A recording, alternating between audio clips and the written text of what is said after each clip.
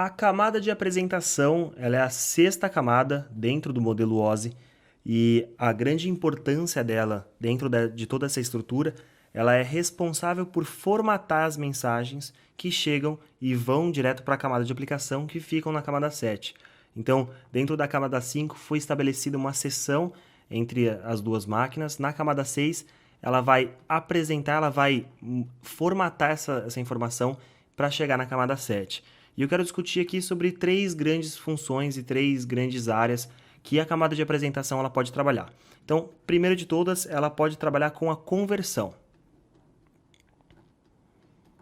Essa conversão ela pode ser uma conversão de dados, conversão de informação, que chega e isso acontecia muito em máquinas antigas. Quando uma máquina Windows, uma máquina Mac, uma máquina Unix, ela ia conversar com uma máquina IBM. Então, coloca aqui IBM e desse lado uma máquina Windows, um Mac ou uma máquina Unix.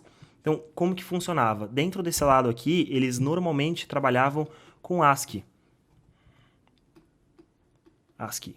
Então, essa aqui era a linguagem utilizada para definir os caracteres. Então, existia um padrão para definir os caracteres que eram utilizados dentro da máquina e ela trabalhava com ASCII. Já a IBM trabalhava com EBCDIC. Vou colocar aqui, ó, EBCDIC. Então, a camada de apresentação ela podia fazer a conversão desses dados uma vez que uma máquina esteja conversando com a outra.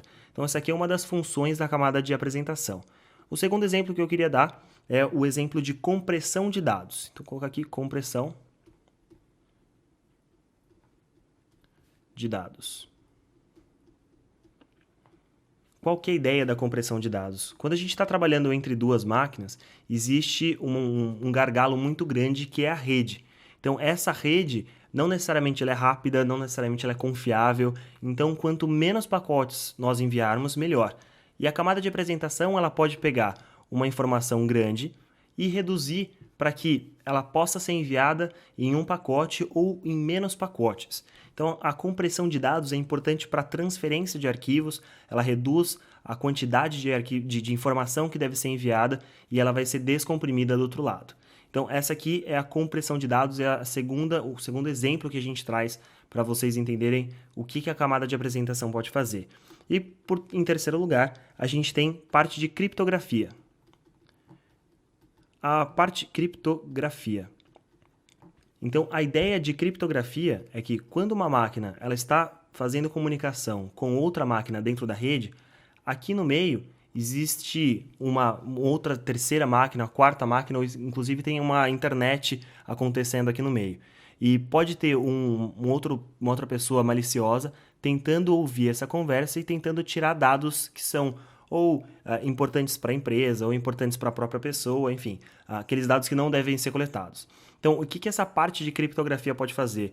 A camada de apresentação, enquanto a mensagem não chegou na rede, essa mensagem pode ser criptografada pela camada de apresentação e descriptografada pela camada de apresentação do outro lado.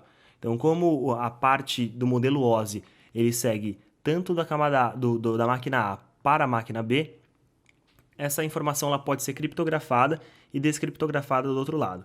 Existem diversas maneiras de fazer essa mensagem ser criptografada, a gente tem muitos exemplos e maneiras de fazer isso para garantir que somente essas duas máquinas consigam abrir esse arquivo, consigam se comunicar e consigam fazer com que a mensagem seja realmente segura, ela seja transferida com segurança da máquina A para a máquina B.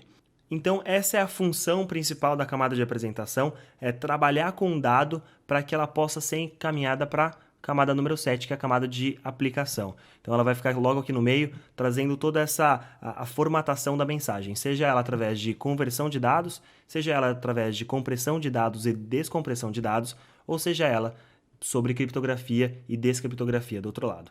Então, essa aqui é a camada de apresentação, a camada número 6 dentro do modelo OSI.